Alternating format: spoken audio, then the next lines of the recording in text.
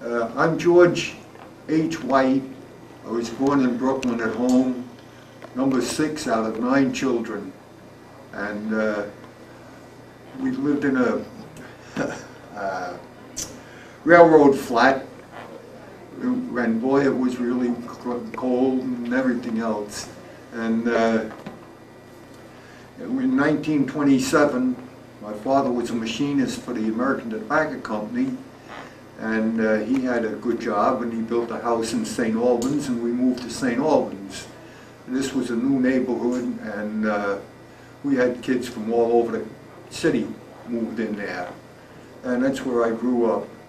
And in 1929, the American Tobacco Company moved south, and my father lost his job, and there wasn't another job available as a machinist in New York City until 1937. If you want to know about the Depression, I could give you all kinds of stories on it. We were really, really poor.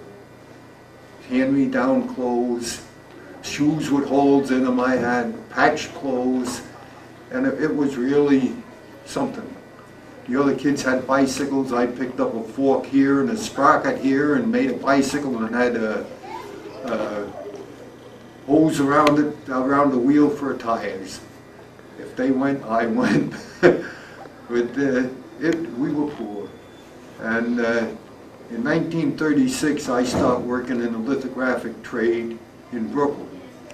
And my father started working in January of '37. On the way home from night work in November, he got hit by a car and killed. Now, with 9 of us, we were in bad shape at that time. Well, I worked at the George Schmidt and Company until 1942. And I enlisted in the Marine Corps on the 13th of April in 1942. Went down to Paris Island with a group of men, and when we got there was a skinny sergeant standing there, and he said, "Gosh, damn, another bunch of Yankees, but I'll make Marines out of every SOB of you." And our platoon consisted of men from Boston and New York City. He run us through boy, but good. We beat heck out of each other with our rifle butts, and he tatted us on marches and drill all the time. And when we got done at boot camp, there was no graduation. They just put us on a bus and says, "You're going to Cherry Point as in the guard detachment." Well, I went from a boot in the boonies to corporal of the guard at the main gate in 18 months. One of the incidents was when one of my first posts was on a radio tower, and we had orders that you follow the orders that are posted. So a convoy comes along, and the Jeep was leading it, and I challenged the Jeep, and the major got out and says, "Leave us in, sentry."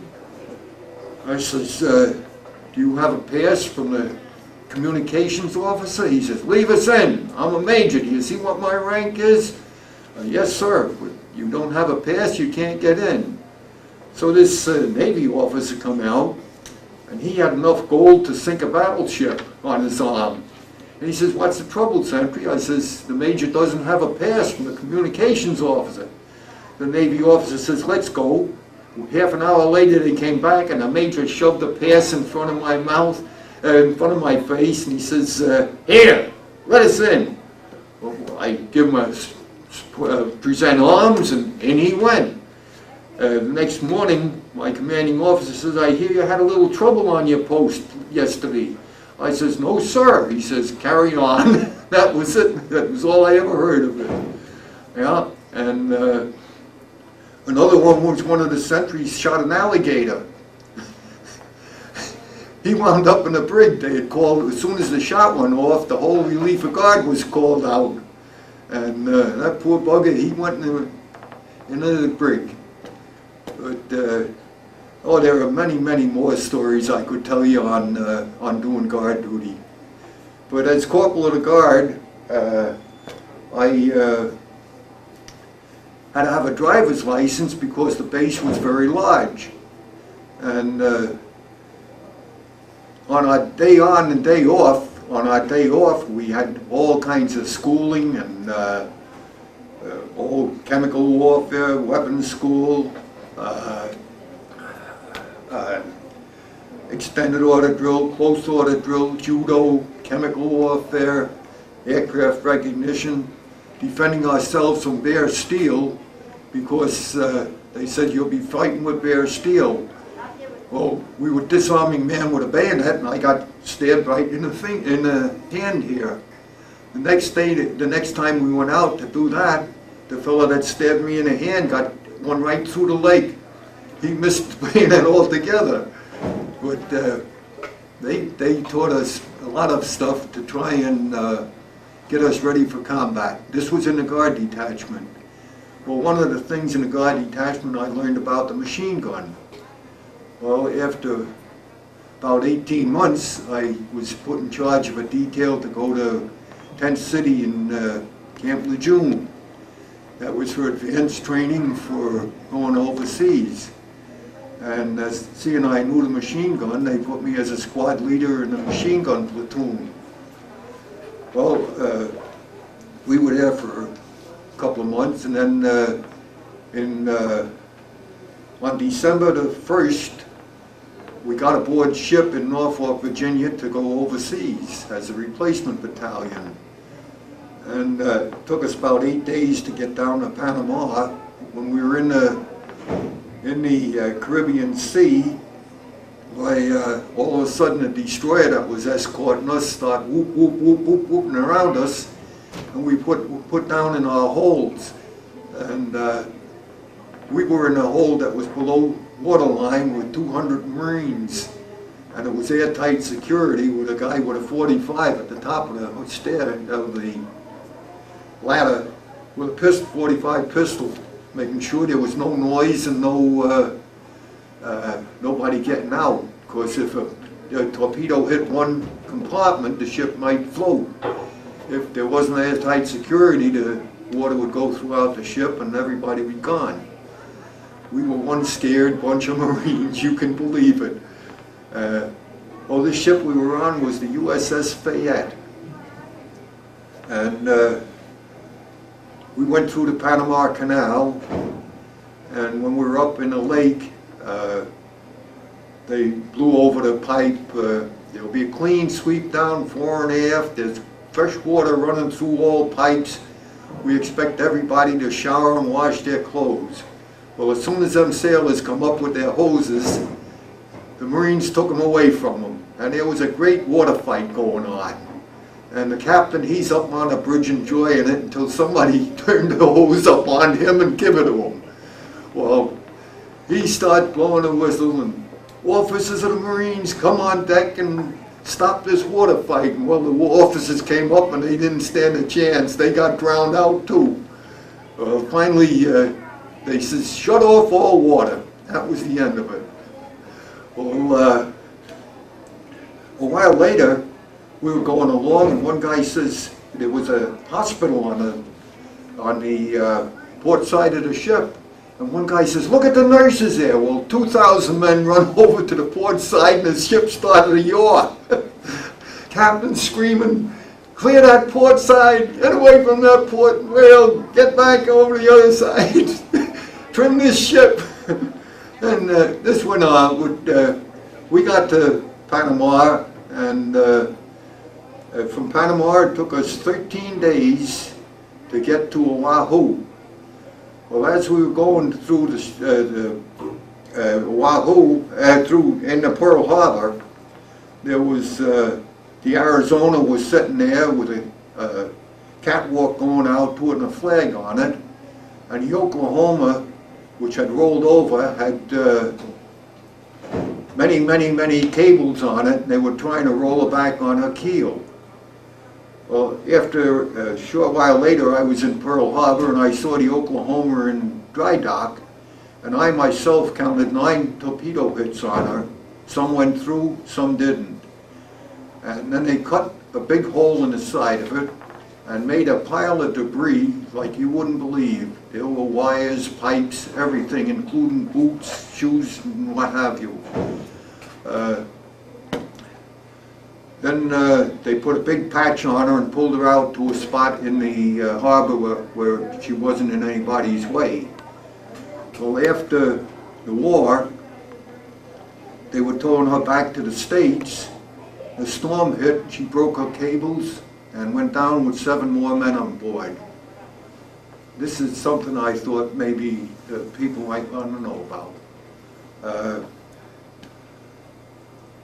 As I had a driver's license in the transient center, they needed some truck drivers, so they looked it up in the records, and I was called as a truck driver for the transient center. Well, we drove the trucks, whatever had to be driven, and then we took officers back and forth in the Pearl and also on some of their liberties.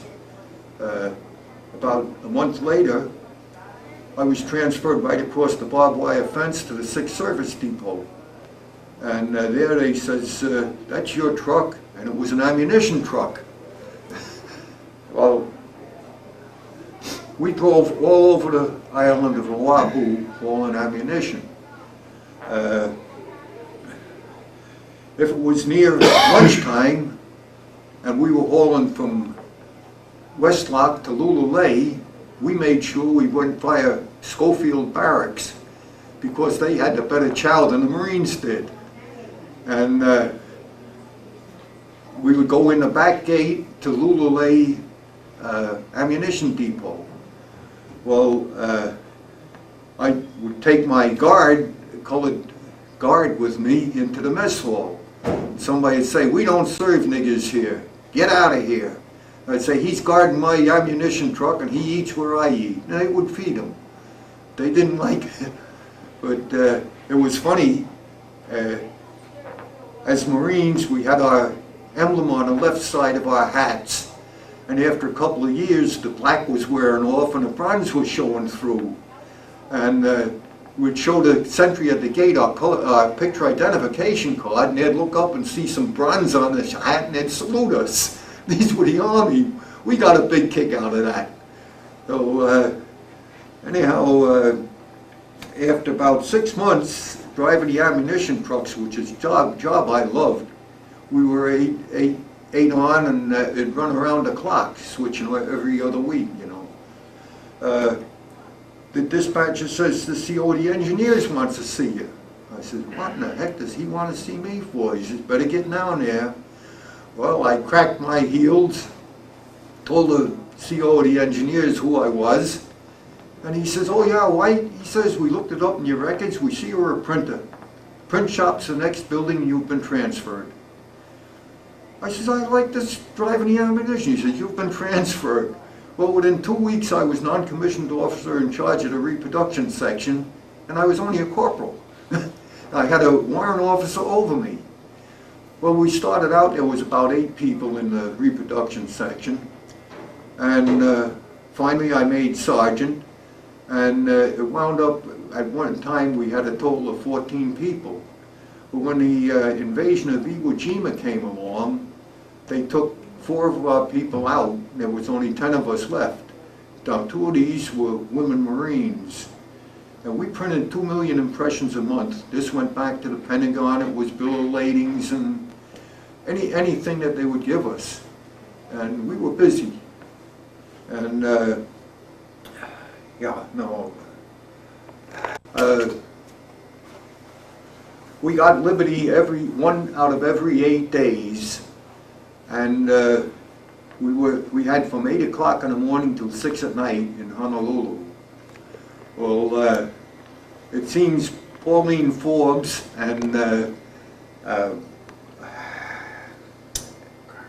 Carl Smith, they had liberty together, and Pauline comes back wearing a wedding ring. Well, she still had to stay in the women's barracks, but every time they went to the movie, we went to the movies or that in the evening, Carl and Pauline disappeared. But that was one of the things. And we were back and forth into Pearl Harbor working with the Navy on all their printing stuff. Oh, I forgot, there was a couple of incidents happened when I was in the ammunition run. One Sunday we were waiting up at the top of Waikili Gulch, and we were waiting for a work detail. All of a sudden there was a tremendous explosion down in the gulch. Well, if we would have gotten a working detail and we would have been down there, it would have been the end of us, because it was in a magazine that was right next to where we were supposed to unload. And it was a bunch of Navy men unloading torpedo warheads, and they blew up, and there was nothing left of the men or the trucks. And on another Sunday morning, there were 21 LSTs, one next to the other in Westlock, and they stopped blowing up. Number 1, number 2, number 3, up until 7. By that time, they had gotten up enough steam and they broke the lines and got away from the ones that were exploding. But this one friend of mine, he was in the 22nd Marines 4th Division. He was the only man that got off the 3rd one alive, because he was in charge of a work detail, and when the 1st and 2nd one went off, he went up to the hatch and opened it up and got blown through the air into knee-deep water with a piece of steel up his hind end. And he couldn't swim a stroke. That was the thing. Now, he got wounded on Iwo Jima, and he was in Red Hill Hospital, which was on Oahu, and that's where I saw him, and he told me about this incident. Yeah, that was that on that one. Now, what do we got, Joe? Got it. Huh? On September the 2nd, I was in the VJ parade through Honolulu, and when the Marines marched by, there was such a roar that you wouldn't believe of the spectators. They knew what us Marines had done in the Pacific. Luckily, I was one Marine who was the luckiest Marine who never walked on 2 feet, because I never saw action. I stayed on Oahu for the 2 years. As soon as there was a point system coming out, I had more than enough points to get discharged. But the officer in charge of the reproduction section, he had them too, so he went home, and they sent a 2nd lieutenant out, and I had to break him in.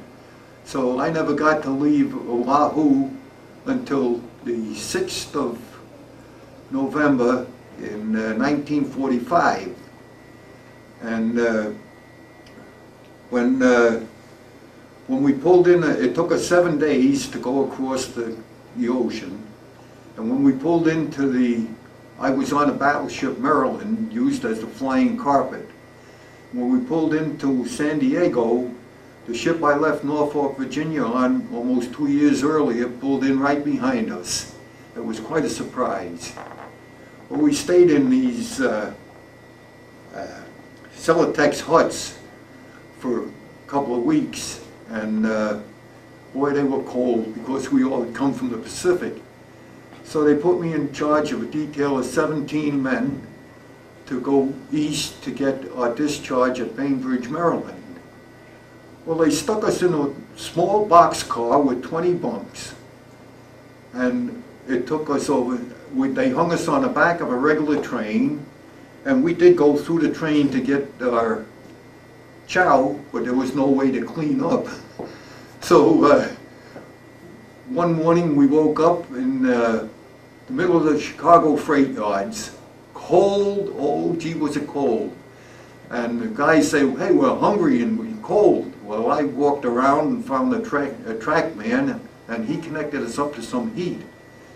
Well, by the time we got to Washington, we were pretty darn grubby, and I had run out of food tickets. So the first thing I did was looked up an SP. I wanted nothing to do with the Army MPs. I looked up an SP and said I wanted to see the officer today. Well, I told him about our problem, And he took us in one of them restaurants, and boy, we ate and ate and ate like you wouldn't believe. So we got to Bainbridge, and they had us in barracks for a few days or so. And finally I was discharged on the 1st of December. And I was discharged as a sergeant, and my pay was $81 a month. That's with 3 stripes, that's with longevity and overseas pay.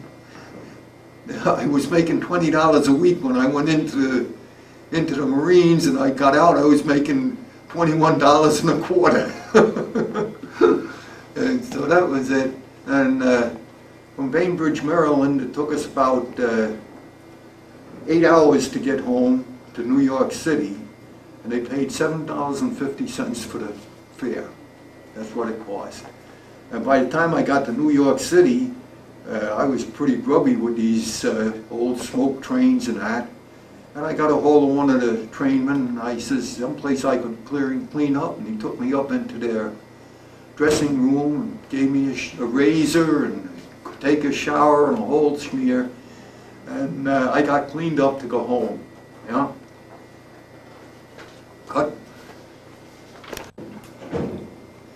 What was your most pleasant experience during your Marine Corps time?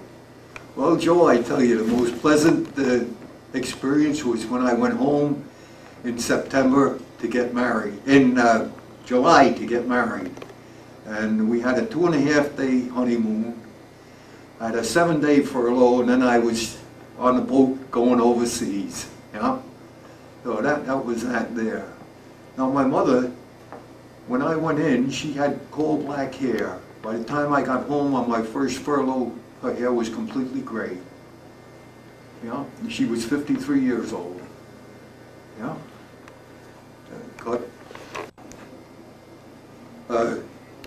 After I came back from the service, I worked in Brooklyn for another 5 or 6 years, and then I came up to Baronet and worked there for 32 years.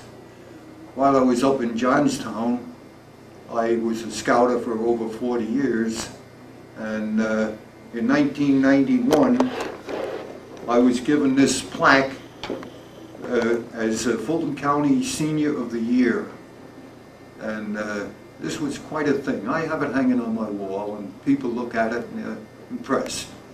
Yeah, cut.